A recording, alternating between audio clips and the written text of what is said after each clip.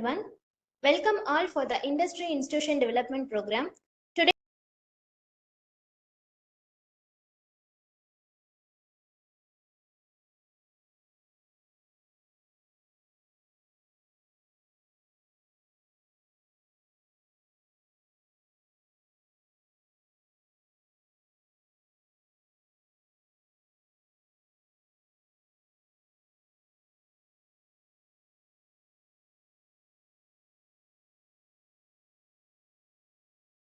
Sai Prasad Gori sir. And last but not the least, I welcome our International Operation Head, Mr. Gopinath Varadappan sir. Finally, I welcome all of our participants. Thank you very much to all of your presence today with us. Now, our CEO give the presidential address.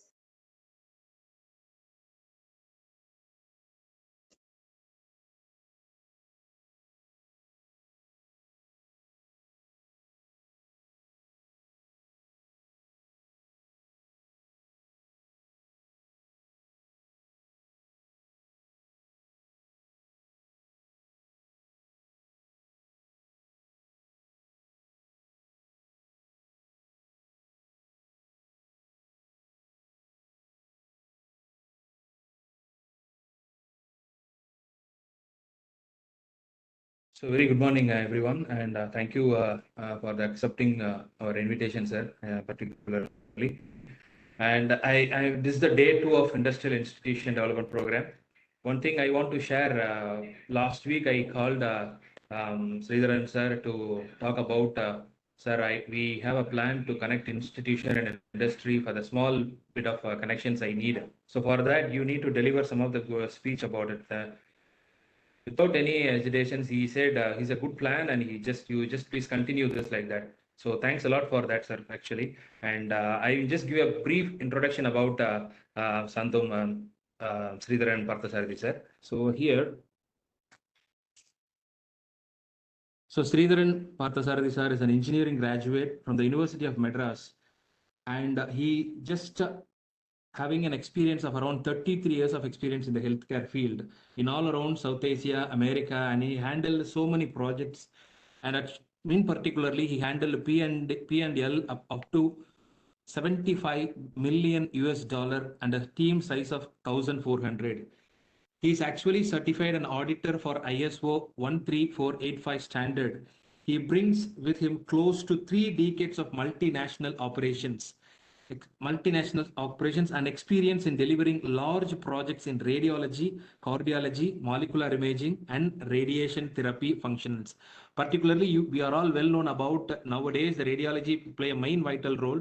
Now we have a person like an eminent person in our session to deliver some of the interesting and curious explanation regarding the radiology and also the most important industrial expectations for from the industry point of view, and what are all the things actually required from the industry, and what are all the things we need to prepare. All the things, sir, will be delivered to you. So today, the day for you, and you can able to get so many details, knowledge about the industry from Sridharan Parthasarathy, sir. So thank you, sir. Thank you very much for the patience, and thank you very much once again for accepting. And the session is yours, sir, now. Thank you. Thank you so much. Good morning to all of you. It's my privilege to share my thoughts and experience that I've gained from my gurus, experience and people. Able to hear me? Are you able to hear me? Yes, sir. Yes, you can, sir. Yes, sir. Yes, sir. It is audible. I'll be sharing a very simple PowerPoint that I created over the last few days by taking inputs from industry people. India is growing in healthcare and growing steadily, I would say, not growing aggressively, but there are opportunities for each one of us, including me, to create our own space. So this effort is to just share with you as I have gained from different experiences. So be open to ask any questions. I am open to any question. There is never an unwanted question in any interaction. And a couple of disclaimers. This slide I have made for ATHEENAPANDIAN sir and this company. And I have no proprietary of this because this is a knowledge gained through my personal experience and some inputs from other industries. So I don't have any restricted use of this. You can choose whatever slides you want and make. And all this education and knowledge sharing activity I do on part of as part of Radanco Healthcare pro bono. I don't charge for even travel, stay, or food for it with anyone. So these are a couple of disclaimers I would like to make, and I will just go to the main slide. This data is owned by Atheena Pandian and Private Limited, and I'm presenting on behalf of their initiative. So this is the program. It's an online program. I am working from my home, so I am not incurring any cost other than gaining knowledge by sharing. Second, this is my coordinates. You can reach out to me at any point in time. I could not. What happened? Yeah. Are you able to view my screen?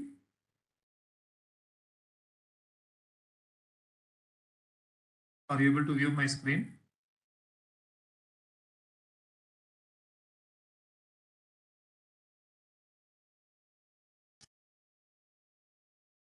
Hello, sir.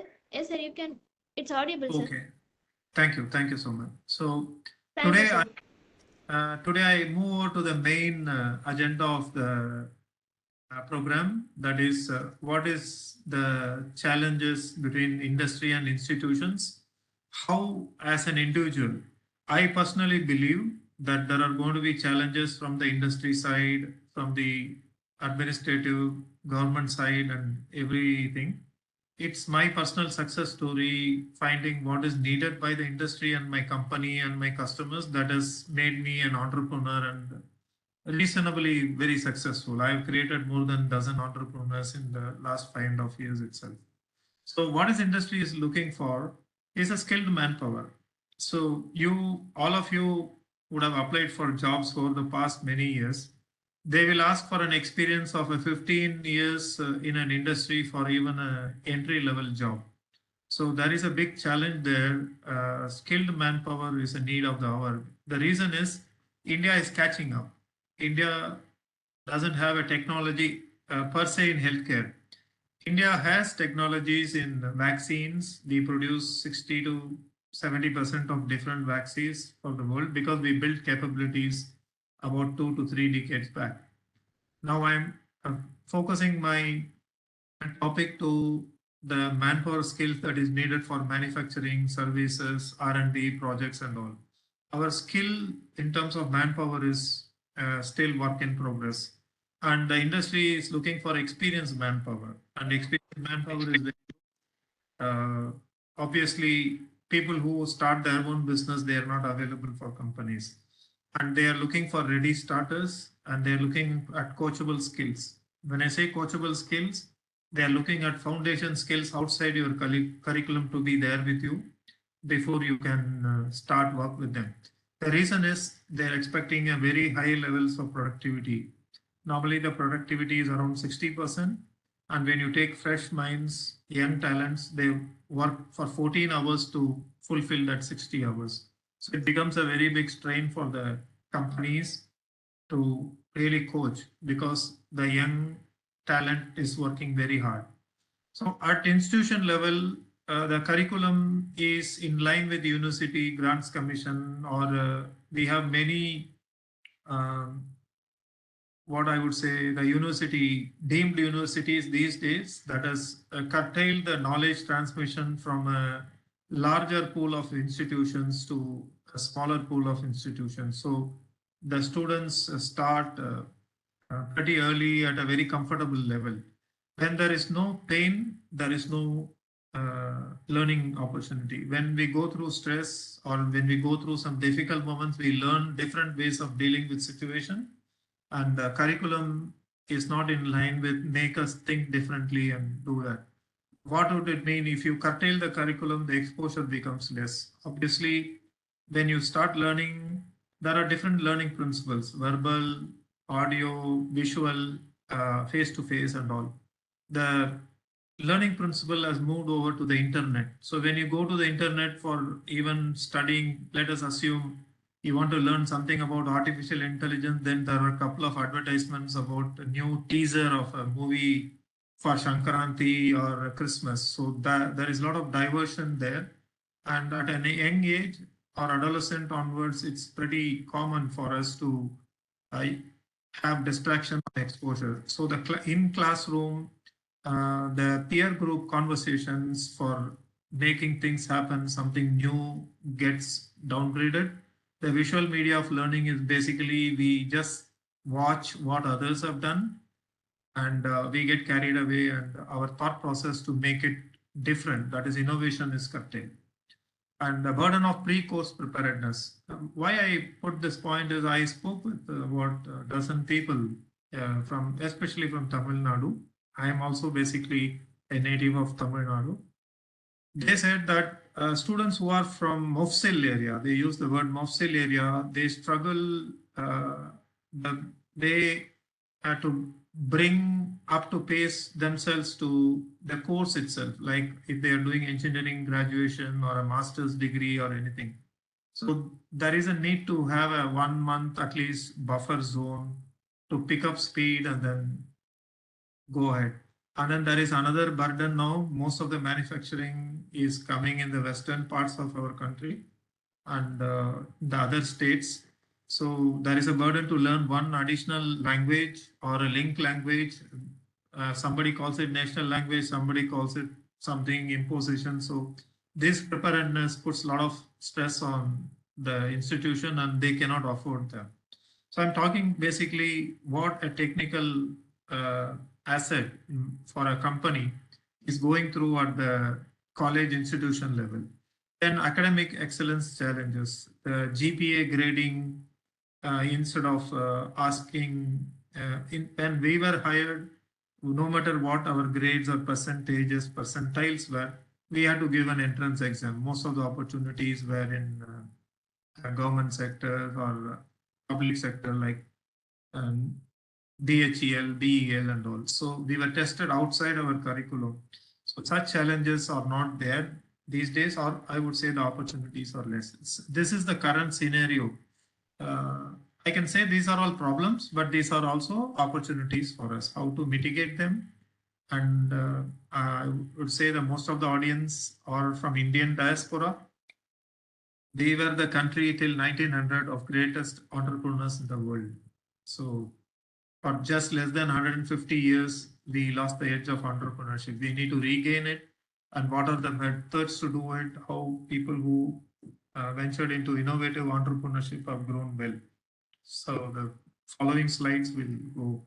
Do you have any questions at this point in time, or can I move a little forward?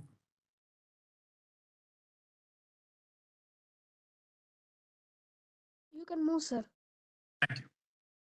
So what are the challenges that we face when we are not prepared for our work, or we are not prepared for our challenges? When I say work, it can be we work for someone, or we have our own business, or we are also teachers, research fellows, or teaching staff, assistants and all. So when we are not prepared well, our confidence level goes down. So that leads to wrong diagnosis. We are in healthcare. So if a doctor is not well prepared, he may operate wrongly. The approach of operation might be different or wrong. Excuse me, sir. Screen is not shared, sir, actually. Screen is shared. Are you not able to view We are the? not. Yeah, yes, sir. Yes, sir. Yeah, sir, we cannot view, sir. Share.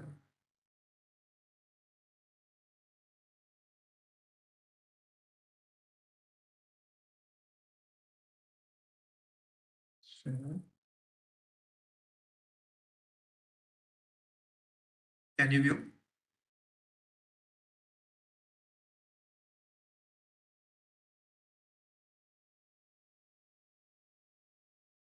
Are you able to view? Yes, sir. Okay, so this is what I spoke about challenges in industry and institution. Instead of saying challenges, I just say the current scenario. Okay, it is not out of place for you to view the requirements is 5-year experience for an entry level engineer. So sky is the limit for them, and there is a challenge. from our side, whatever best we are able to address, we are working with different companies and government to stop, writing job requirements and all. I move to the next slide. That is more important. When somebody is not prepared, when we are not prepared for an exam, let us assume joint entrance exam, we make wrong choices. So wrong choices means wrong diagnosis or wrong answers. So that is what industry faces. When manpower is not skilled up or not ready to be skilled up or not coachable, then the HR makes a wrong diagnosis in hiring them, and the the poor employee who has been hired, he goes through a lot of stress, and under pressure, the employee makes mistakes. It is a combination of many things. It's not that he's not skilled. It's a wrong diagnosis situation. So what happens in that case? An employee joins and it increases the cost of ownership of the project. If a company has allocated $10 million for a particular project, time increases to fulfill it. So if time is money. In today's situation, time is all money. Otherwise, we will not be paying more money to Tejas Express, Chennai Egmore to Madurai. We pay more because it reaches you on time most of the time and reaches you early. So the sense of time is very important. So it results in repeat work. You repeat it again or rework it again, or sometimes if the error shows up at the customer end user side, then it becomes a big loss of reputation for the company, and it invariably hurts the employee only, because the employee is a weakest link. Suppose you are an entrepreneur, that could be one order that would have made or broken your reputation. So loss of career opportunities, loss of business, and at the end of the day, employee morale is very low. So if you see very successful companies, amongst yourself, you must have heard from peer group, they say that they put you through a training for 6 months. They give you quizzes, exams, tests to pass and all, because they want to get rid of all those rework and loss of opportunity, and effectively they want to retain you. You may think that they have made you like a forged item, like, they have only one die cast and then they die cast you, but then they are removing the errors. It's our choice to pursue career with them, or we can do it on our own. Is this clear? Any questions here, or can I move forward?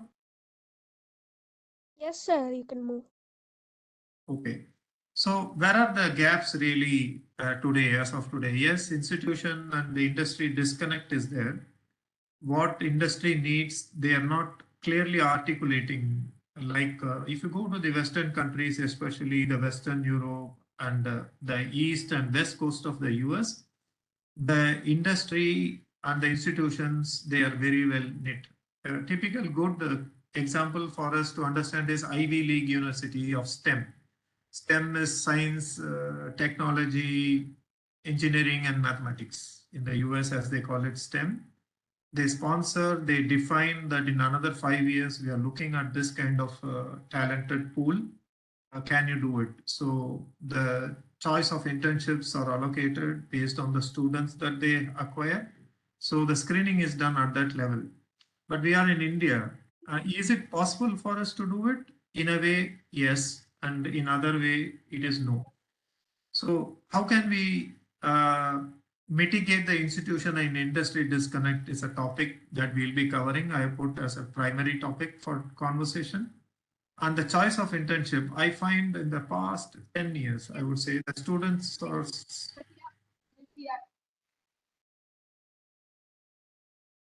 Madam Kirtana is asking a query.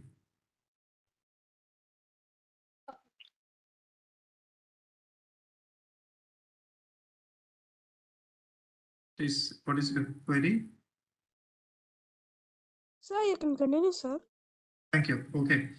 The choice of internship, students are pretty good in getting the internship for their courses. I would say a commerce student, or even better than the engineering other students.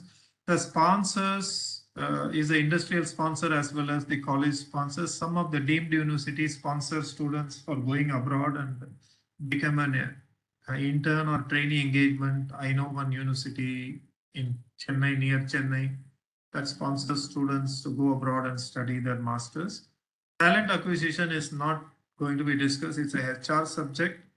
I've already said that they're asking for very experienced manpower for an entry level, and curriculum is something that I am saying it is balanced because there are many ways to learn these days. So I don't say it as a negative. It is just making the right choice and when to make the right choice and the learning principles. So how to learn, how to identify how we learn, and then improve on that. So these two topics are going to be covered with some evidence and all. Okay. Curriculum gets covered under learning principles. So building the sponsors and other things, how to gain sponsors is shown in the last couple of slides.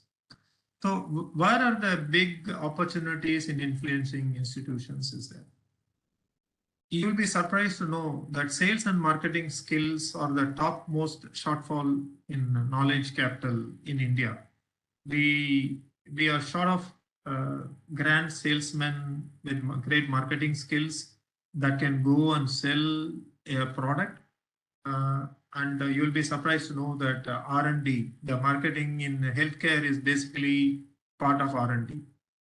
Whether it is a multinational like Siemens, General Electric, Philips and all, the marketing professionals are part of research and development because the depth of knowledge one has to have to market a product and go and sell it to the end user who are doctors. And doctors have a very great levels of IQ. They know how to use the applications and all. So I put in the order of highest requirement. Then the field services, somebody goes and sells the equipment, the field service team goes and sets it up. If it is a capital goods item like a therapeutic unit, they assemble the unit. It takes 6 months to 9 months to put to use to the patient treatment. Then the third is project management. These are top three skill development needs in this. Then you have applications, clinical evaluations, research and development, manufacturing and production. So the last one will need special linguistic requirements because most of the manufacturing in India, even in healthcare, is mostly coming up in western part of our country. So that would need a special skill. So let us see one by one little how we can influence the team. Never assume that sales and marketing people need not be from technical background. This is a very, very big misconception amongst many people. I also spoke with about 25 parents of engineers who have very good sales and marketing skills. They said in sales and marketing, they will lose their jobs. No pain, no risk, no gain. You will not grow. A sales and marketing person will always go first and they will always grow ahead of rest of anyone. So because they earn a lot of money, they can bring more companies, more entrepreneurs. So never shy away from any type of job. If you have the skill, my suggestion, please go for it. Okay. If you want to succeed in marketing, the key vital ingredients, I would say, I don't know, many of you may not know, in Coca-Cola, the most important ingredient is a formula. They add so many sachets of sugar in along with the cola, and it gives that particular taste. Diet Coke gives a particular taste because it gets added so many sachets of sugar. If it is a normal cola, it gets some higher number of sachets. So we need to know what is market research. How did they know? They did testing in the field. Which taste buds are common to all humans? So they brought out a formula. They researched well and they had a product which started selling very hot. So market research is very important and product positioning is very important. Do you go and fill oil along with your two-wheelers whenever you go with a petrol, fill gasoline for two-wheeler? You will ask for oil, right? Yes or no?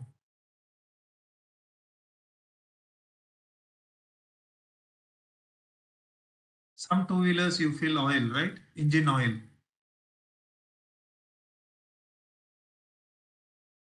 Yes? Yes, sir. So some of the end user customers will say, please fill mobile oil, 1 sachet mobile oil, correct? Yes, sir. Castrol oil, mobile oil. So what does it mean? It's a product positioning. Mobile is the name of the company. It's an engine oil. Ideally, we should ask for engine oil, but we ask for mobile oil. Okay. That is why I'm saying this is.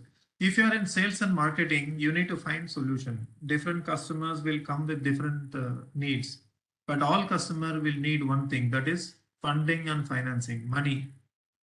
Because without money, because without solving their financial solution, you cannot win an order. So how viable it will be, how you can finance it. There is a spelling mistake there, I'll correct it and then send it to the client.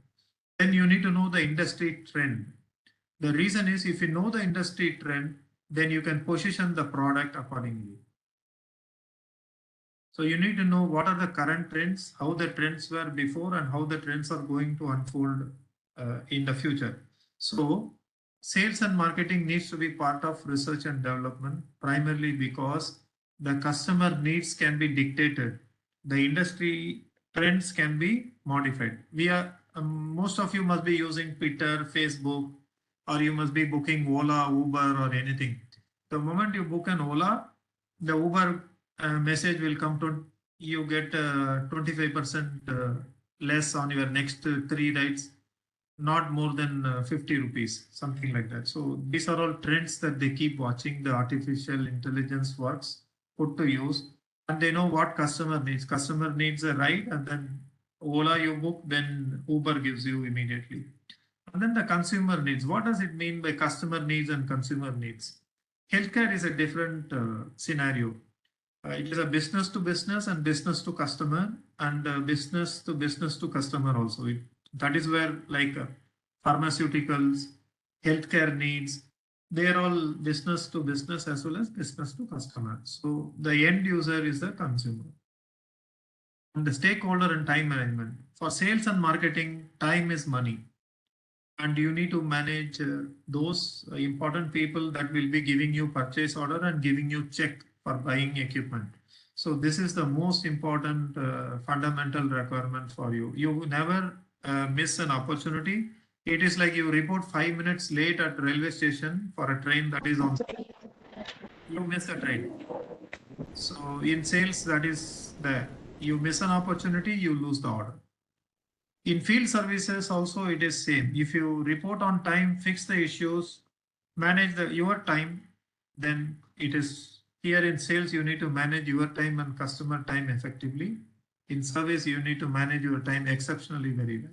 So in addition to that, you need to know about the product, what you are going to assemble or install, service, foundational logic, because when you are going to solve problems, the problems could be something created by the management or the customer or the salesperson or anything. So you need to know foundational logic. Is it an equipment related issue or is it something soft skill related issue? How do I solve? I'll give you an example. You must have heard about ultrasound probably yesterday. Somebody giving you, or maybe tomorrow, they will say your ultrasound is not giving proper image. So we need to know whether the person who is operating the ultrasound is properly skilled. Is he asking relevant questions to the patient? If the patient says the patient is having a pain in the leg and the end user is scanning the neck, then you are not expected to find the real problem. So we need to understand what are relevant questions to be answered, questions to ask, and seek more questions to get the right to the root cause.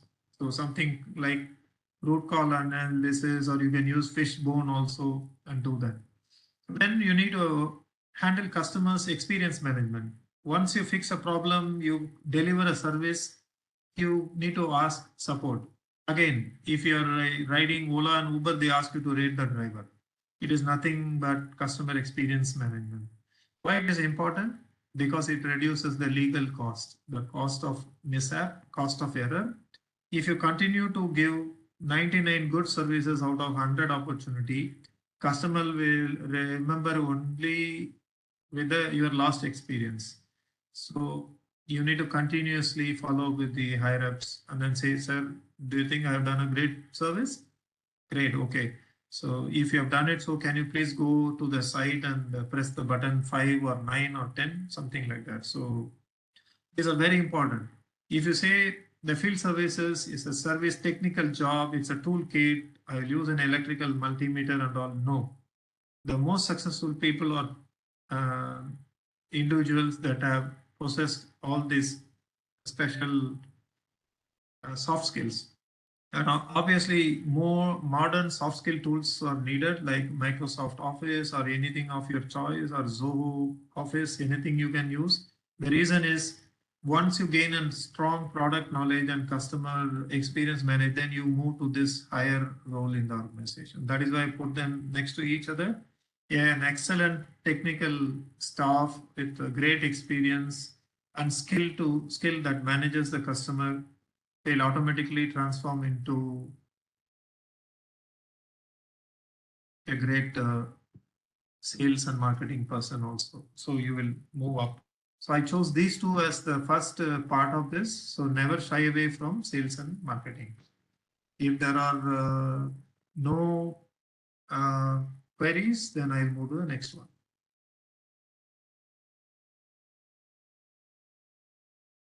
I gave permission to someone, they wanted to annotate, but now I'm not able to move the slides down.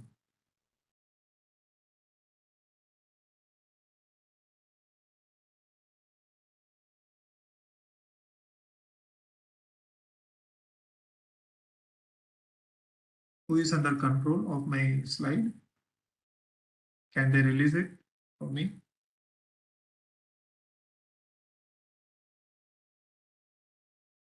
Yes, sir. Mr. Balakrishna.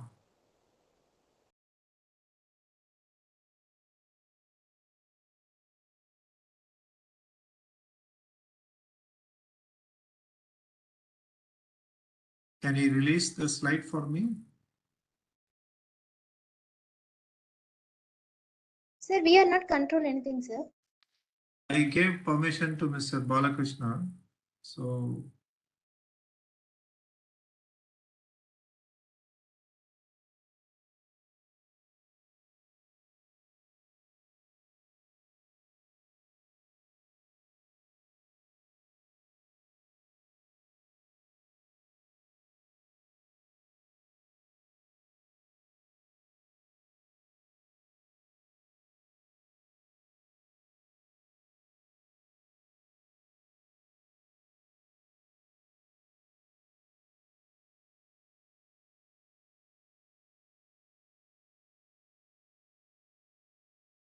okay, I'm again sharing. Okay, moving to the next one. Next is the skill that is needed that India lacks big time is the project management. One is AutoCAD to draw, three-dimensional, no need for three, at least two-dimensional, and a professional PMP, design and stakeholder management, again, part of sales and service and marketing. In addition to that, when you are in projects, you deal with many people, your vendors, laborers, and all. You need to know the preliminary of that, because if there are some mishaps at site, EHS, environment, health, and safety, these courses are available in Coursera, Udemy, everywhere. So if you pick up those requirements, it will be of great help. Even for electronics, communication, and other graduates, if they know a little bit about the civil, I think it's covered during the first couple of semesters. Electrical, mechanical, MEP as they call it for plumbing lines and all, and HVAC, that is air conditioning. It will be a great plus for them, and because project management professionals are paid very highly, even at entry level, if you gain this kind of knowledge, because the project managers are needed even in setting up warehouses, electronic factories, and all those. So even if you're an engineer, you can develop as a project manager and then grow fast. Most of the software and even you can assume defibrillators or ventilators, they are headed by project managers. They are not headed by engineering managers and all. Those are all technical guys. Project managers sit on top of the engineering managers and drive the organization. So don't shun away from project management opportunities. And if you know a knowledge of interior design, then you become a complete, in software they call full stack developer, much like a full stack. So you know the electronics, communication, software, but you know a little bit of all this. So you can, for entrepreneurs, this is a big plus. If you're an entrepreneur, if you want to start your own company, knowing all this will save you a lot of input cost at the starting level. And you can become a consultant also in addition to your own company. So I'm just giving you a opening up opportunities that I have seen myself. When I was 49, I started my own companies. Now there are 6 or 8 consultants working full time and they make millions of rupees every year as profit. So you never know when your career will kick off. Some of you might have eaten chicken legs in Kentucky Fried Chicken. Remember, he started his business at the age of 65. Next, healthcare is a very sensitive, most of the time user friendly, but sometimes little complex. How to use the equipment. The doctors need not necessarily be doing direct interventional procedure, more so in non-interventional like ultrasound, CT scans, MRIs. So they need to be taught, oriented, I would say. They may need a product, they may have product knowledge, but you need to know how to operate, how to leverage, how to harness the capability of a particular product, like an MRI scanner. How will you put a 3 Tesla MRI scanner that is specially made to run cardiac examinations and all? So other than a thorough product knowledge, you need to know why this product has been manufactured and supplied. What is the intended use of the product? You'll be surprised to know less than 20% of the capabilities are utilized even in ultrasound, because ultrasound gets diversity of patients and you need to know what are the patient needs. So you can't put a patient that has a broken bone in the hip, and then when you are giving application support, you can't have patients who are really having difficulty in being positioned inside. So you may have to just help them just run the sequence and learn how it is doing and all. And if you are an application specialist in healthcare, you need to know I think biomedical engineers are taught anatomy, and you need to have a sound knowledge of anatomy when it is perfectly normal, and anatomy when it is not normal. Like a tumor is developing, or in the knee, the ligaments are tearing up, like sports medicines, all those things. So you need to do a lot of reading. If you are a voracious reader of clinical application and human anatomy, you will end up becoming a very good application specialist. Again, you need to have an excellence presentation skills. Where to start? If you go to a hospital and there are different end users, government setup or private setup, they have different types of ego and needs. They will say, I have a train to catch at 3.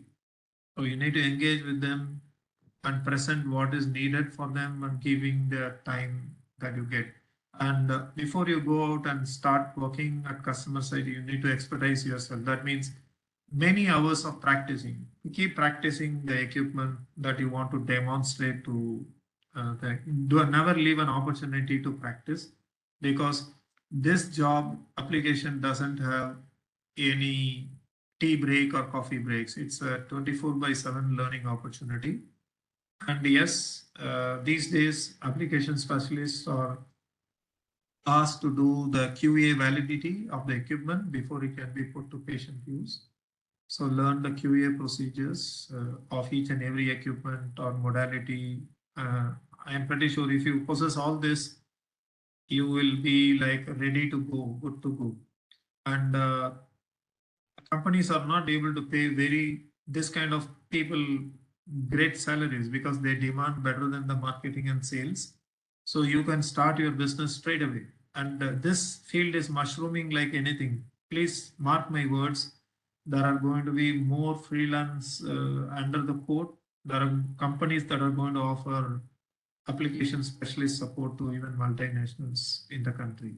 So these are the top 4 opportunities for you, and what is that you need to do.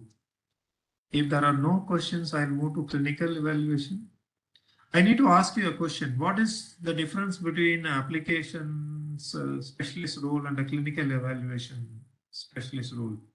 I would like to hear at least 2 answers before I move so that I can deliver my lecture based on your understanding.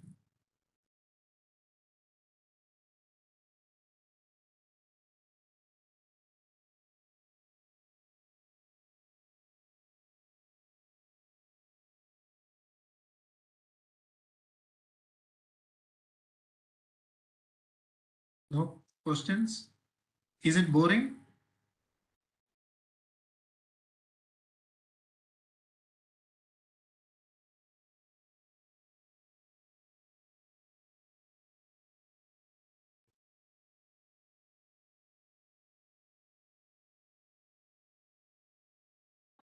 So repeat the questions once again, sir.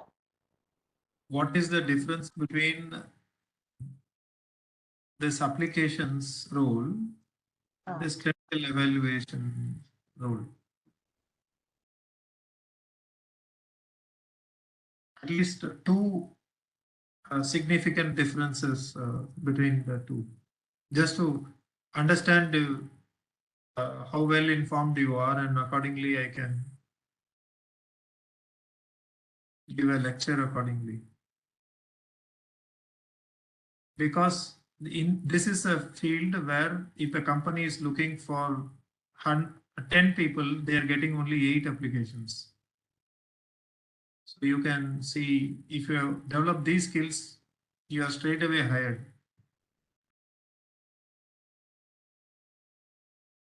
I will get a lot of questions. Or should I questions in Tamil or all the? Yeah, please, Madam Madhumati. Yes, sir. Application specialist is someone who just applies whatever the concepts they have. When it comes to clinical evaluation, maybe they should be ensuring that whatever the theory they have proposed, it has to be quantified properly. I think that's Excellent. Excellent. Very good answer. Really, very good. Application support is basically for a finished product that is in the market. Clinical evaluation is to qualify the product. You are perfectly correct. So all the skills that an application specialist normally you will find in clinical evaluation, those with expert application skills get into this role with or without software development skills. And if it is a software application, they will even start coding. Don't shy away from coding. Even now I am coding. I started coding when I was only 48. So I do coding for different products even now. Coding is very fundamental, and we as Indians are extremely blessed with coding skills. So just for practice, you keep learning how to do coding, write small programs, small codes, get it validated by your peer group.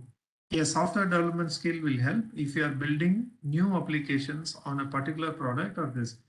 Clinical evaluation is basically that a company is trying to bring a new product into the market or a new application into the market, something that has never been released. So the application specialist will have wealth of knowledge on how this product, some products might burn the skin. X-rays might remove the hair from the head or body. And sometimes the facial skin can get burnt in some products like MRI or maybe cath lab. In some products, the motion of the cradle or table can pinch away skin. They start bleeding and all those.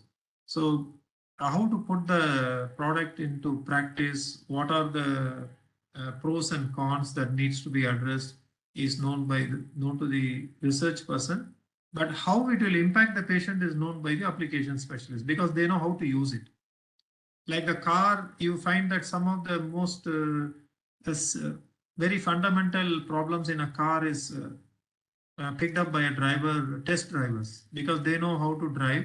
They have been driving all the time. So they will say, this clutch is having this problem. This engine seems to be having a jarring. So that is why they are, in a way, clinical evaluators of the car. You find suddenly the battery electronic vehicles burning on the road, and suddenly the entire team from the company, from R&D, they reach the road at midnight or early wee hours of the morning just to take pictures and videos of the car and the vehicle. It sounds funny, but they are all people who evaluate you can call it an autopsy of what has happened incident, because every evidence is very powerful, visual, anything damage, written, everything is very powerful. So clinical evaluations, people build a lot of scenarios, and they have strong product knowledge. So don't discount this niche area. If you have ambition to do it, please pursue it. If you have a reasonable software development skills, coding skills, it will be extremely powerful. And I tell you, you will be earning like millions. So it is all, if you just find out if you are suited for that and then go for it. All of you, I understand, are young. There is no age limit for learning. So if I can learn coding at 48, you can also learn coding and then learn. Never think that this skill is not needed for me. I'm just throwing all the options to you. And project management, I never said not a skill for me. It came to me in 1990 as an accident. I became the head of GM of projects in German multinational. I built a new process for them. Now that company provides the greatest project management solutions across the globe in healthcare. Nobody can come close to them. If you rank them, they will be in the top 5. It will be same company in the top 5. So that is the kind of power knowledge gives you. It liberates you. I'm also saying that we should never think that I need to get an employment. I need to be an employee. You can always dream big. You can always think that I want to employ some 20 young people from humble background from my own state or some other, my country and all. So for that, you need to start early. When you are 20, you should start picking up skills where you can have an alternate career by 30, 35. So when you are 30, you should start building more skills to have an alternate diversified career at 40, 45. So when you are around 40, then you need to build more skills so that you become a multiple player in the field. You are not dependent on anyone. And if you pick up some little bit of financial prudency, skills, taxation, labor law as you go by, then you can own many companies, not one. So that is my learning. That is how my gurus have helped me grow. So never think that you are an engineering graduate, you want to do a service engineer or a production engineer role. So no, knowledge is very powerful. Then is the R&D. India is in a very nascent state in healthcare. Definitely R&D means you need to know the complete thorough product knowledge. If it is a module of a product, then you need to know the product knowledge. Your problem resolution skills must be very highly complex, means very well honed talent. So you need to identify the gaps in your product at various stages, because you design a product, then you find that there is no space to put that product into the machine, finished product. So you need to go back and then design. It can be a small guiding pin of an X-ray generator, or it can be one extra pin to be added in a plug of an ultrasound probe, or it can be an infusion pumps, rubber, or something silicone support system. It can be a small grease, type of grease used for sealing vacuum items in certain units like MRI and all. So you need to identify gaps very quickly. So that is why you find R&D, they will say from top institutions, IIT, NIT and all. The reason is they are tested for complex scenarios, and then they say if you have to get into IIT, you need to have this much of capability in analytical skills. So never lose focus, even if you're not getting into IITs, never stop learning, go back to the fundamentals of physics and mathematics and all, because science and mathematics are very, very important for human development. Because when you start learning science, then you ask a lot of questions. For science, solution lies in mathematics. So then you go and try to solve complex situations, problems. You get those knowledge by solving challenges, by taking up challenges, solving issues. So that is why math and science, mathematics and science are very, very important. Attempt as many difficult scenarios in science and mathematics. You will be only blessed with a better future. So also understand the future needs. Like if the country is going through a power shortage, we need to identify solution for equipment that will consume less power. You will find some of the hotels, ITC hotel is a great example. They never apply for power. If for those who are living in Chennai, there is a hotel ITC Grand Chola. It is zero carbon neutral. They generate their own power. And the Cochin International Airport doesn't need power. They generate their own power.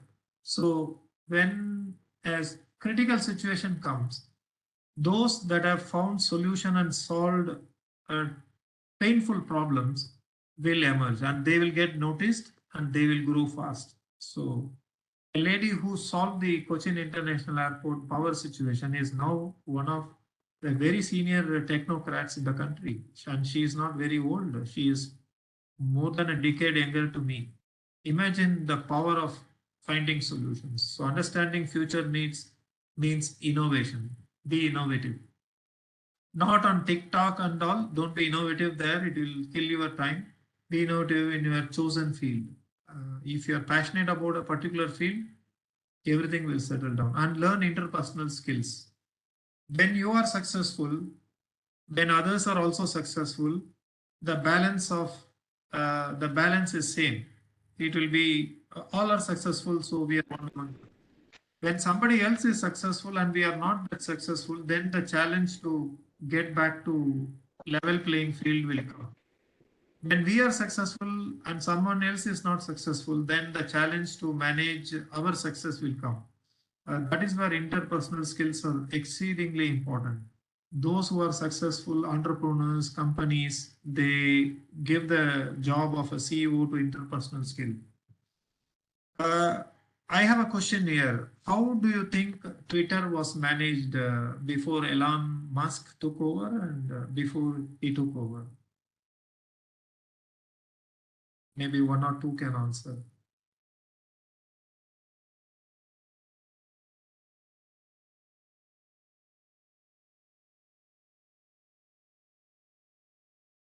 No one is answering.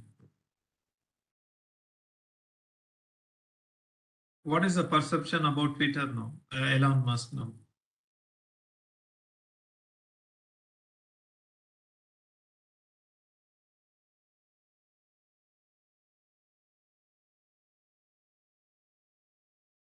No?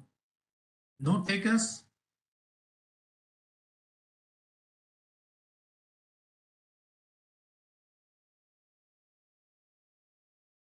Okay, I leave it for your future thoughts. So then adopting technology is very, very important. The present generation is very good in adopting technology. If you adopt the technology for the future, for your own profession, that would be a wonderful one. Adapting to new technology of you as a user interface, like using a new phone, iWatch, is not that adaptation of technology I'm talking about. Adopting new technology for a solution for future is what I'm talking about, and one has to be always have the hunger for continuous learning. So we move over to manufacturing production. This is one field that is going to power employment opportunities for the country, and basic design principles of technology. Like if you open up your mobile phone, if you know how to put it back, you learn the basic design of principles of technology. Or if you know how to cook, you take out a lot of utensils chop vegetables, put the pulses and the cereals, and then cook the food, and then wash it, everything, dry it, and put them back. Keep the stove clean. That means you know the basic design principles of technology. Similarly, you need to just apply those skills in the manufacturing and production. I wanted to ask a question about manufacturing and production, but since you didn't answer the last one, I'll explain myself. Manufacturing is something you do everything. You do right from sourcing, identifying material, vendors, and research the product, finish it, pack, and then make it available for selling or ship it for production. Production is nothing but assembling. Like we say, Foxconn or some other company is setting up Apple iPhone manufacturing company in India. Those are not manufacturing; those are just assembling. Even the casket and screws and everything comes from different vendors and stream of many employees with supervisors. They just assemble the phone and do the QA and send it. So that is production. For production, you need to have a great vendor management skill. That would mean how do you assess the quality? How do you negotiate for price? And how do you source it from whom? How many people you need? If you have only one source, then your business is at risk. So you generate more sources. Logistics at warehouse, factory, and outside. You need to know how to ship it, whether to send it by Pandian Express by train or by bus, SRM travels at Katamglotur or something like that. These are very important for manufacturing and production because the cost of production has to be the lowest possible. Because if you reduce cost of one iPhone manufacturing by 10 rupees, then the profit of the iPhone factory that produces 1 crore will go up by 10 crores. 10 crores will be the addition to the profit. So logistics and other commercial skills are very important in production and manufacturing. Many don't pay attention to this and they end up being a lineman and all that. Never stop learning. If you're entering a manufacturing and production setup, keep updating. Before you're going, you learn as many courses. What is logistics management, warehouse management and all, because this will make you the GM of the factory.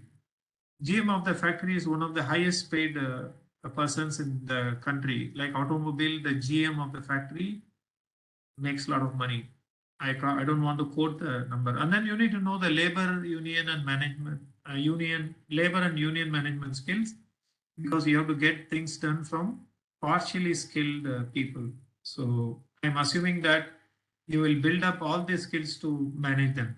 You won't get into a manager role immediately, but you can get into a supervisory role within a matter of 3 to 4 years. And that's a very big role in manufacturing and production.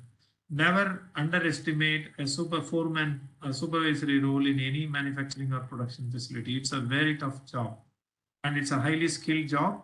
That is why you will find many automobile and other manufacturing industry promote from within the shop floor, as they call it, to marketing, sales, everything, because these are highly complex, quality management, commercial sourcing and all. So if you know how to buy well, then you know how to sell well also.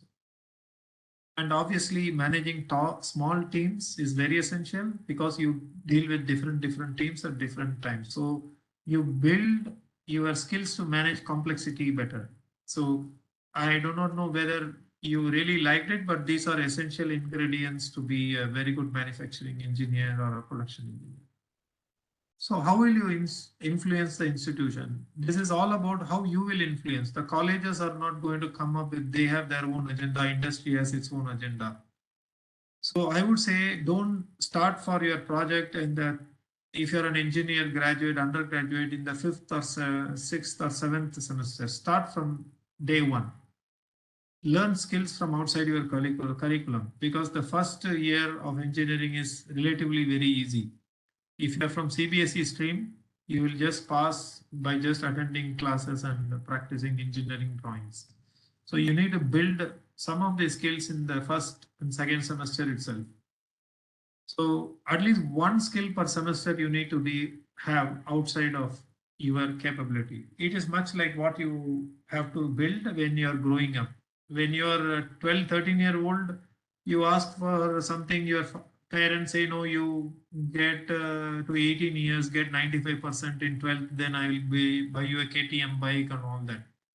Those are negotiation skills. Don't say that you don't possess those skills. But you can, during that time, when you are 15 to 18, maybe you can mentor your younger siblings at home. You can introduce them to negotiation skills course. That's the time they will learn negotiation skills very, very well. Instead of being very bullying type, going to parent, no, if you don't get me KTM, I will not go for a semester exam. No. If they introduce them when they need learning, because the current generation doesn't like advice, pick up the course and help them with that. And you are going through different stages of your career and life. Choose those programs that will help you build a great career. So when you enter the college, you will possess those negotiating skills with faculty and sponsorship or internship, short term and mid term. Do not shy away from taking up internship after the first year. Just go and take the very short term, 15-day internship. You get a 45-day recess during summer, your even semesters, use them. And I will not take more than 5 minutes. I'm sorry, little behind.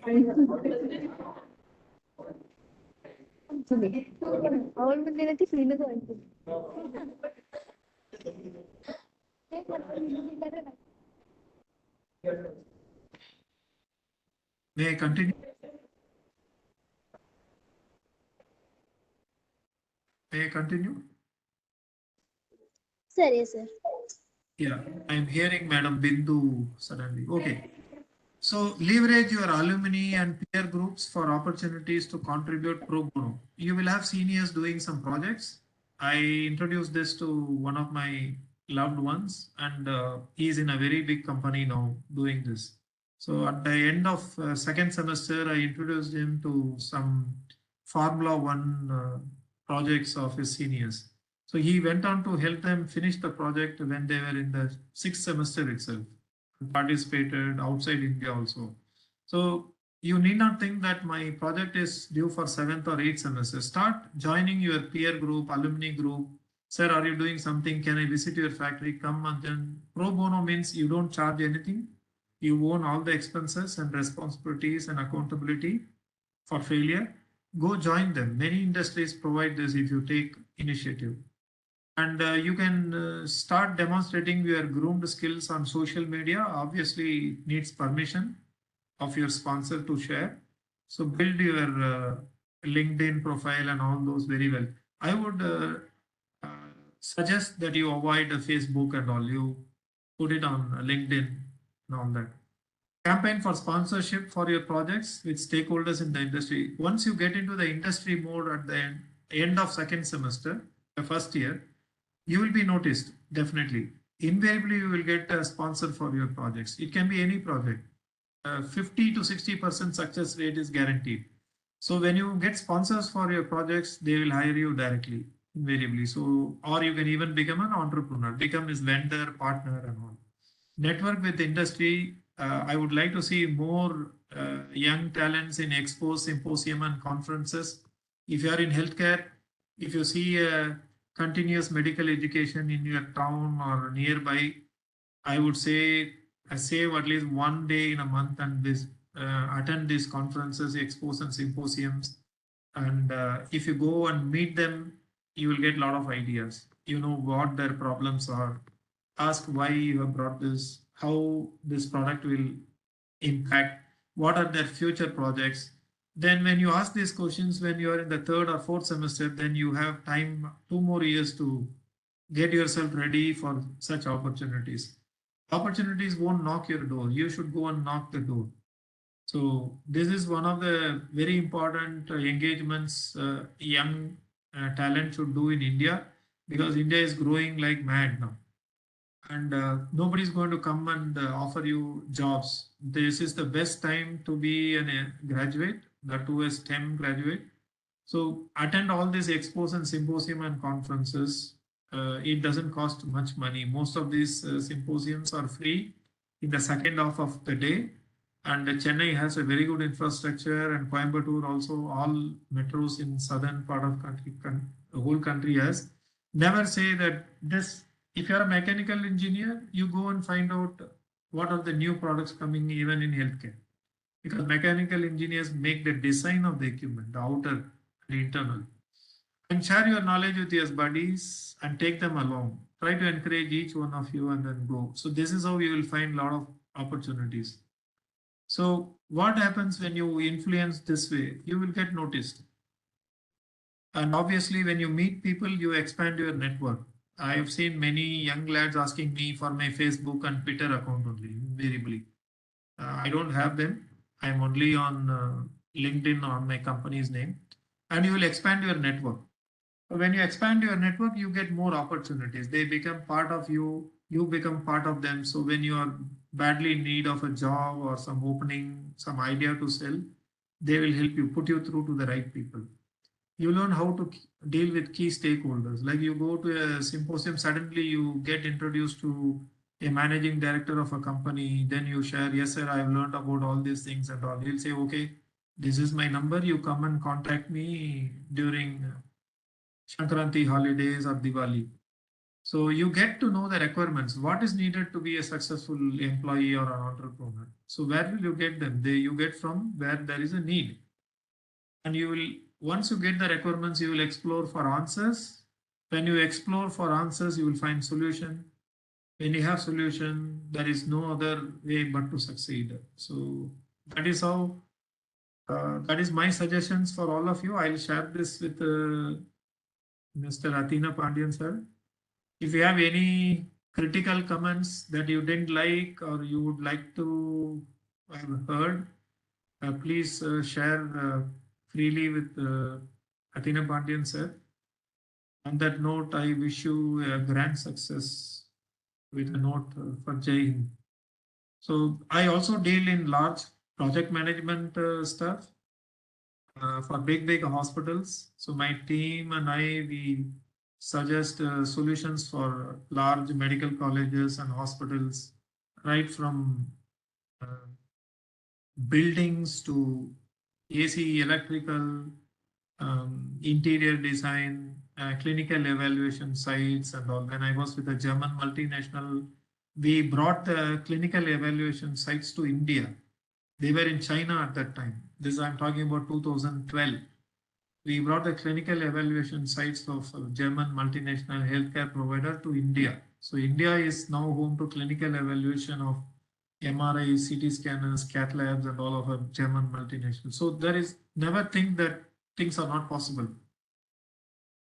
We should never accept that it will never happen in India. So we get to use those machines much earlier, and our doctors are getting better. Our medical education in radiology, cardiology, molecular imaging are getting better because we learn at the same time, at the same level, much like what a person would learn in Americas. So find solutions, success will be all yours. I wish you grand success and thank you for the opportunity. I am open to any such opportunities on any topics related to healthcare and other things. And I don't charge any fee. And if the time slot is available with me, I am available either in person or online courses like this. Thank you so much. Sir, Yes. what is the emerging level of molecular imaging in India, sir? Molecular imaging is becoming very big. There are at least 15, someone is asking annotation, I'll approve. Okay, many are putting up cyclotrons, medical cyclotrons, and molecular imaging with even Chinese manufacturer coming to India. The cost of ownership has come down. And obviously the cancer is increasing. Our food is more of pesticide, our life cycle is changing. So cancer therapeutic is a big area of growth in terms of patients as well as this. Molecular imaging means you need to study medical physics also. There is a ARB requirement. If you're a physics graduate with radiation therapy, you become one of the successful molecular imaging radiation safety officers. That is actually growing exponentially. There are not enough staff to staff equipment. Many hospitals are having one person managing. Yeah. We need at least 1,000 of them now, immediately. So if you are one, it's a kind of job. Okay, sir. Thank you, sir. You're welcome.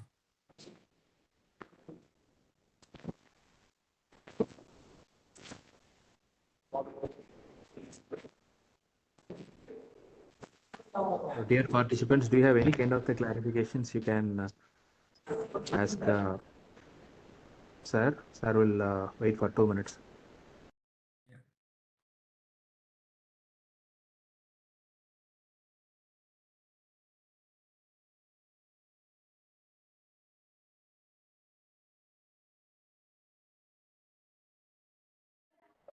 I've left my business card. You can just reach out to me on that. You feel free. If you have any query, you can pass it on to Dr. ATHEENAPANDIAN sir, and I can answer through him also. Not an issue. Yes, sir. Yes, sir. Sure.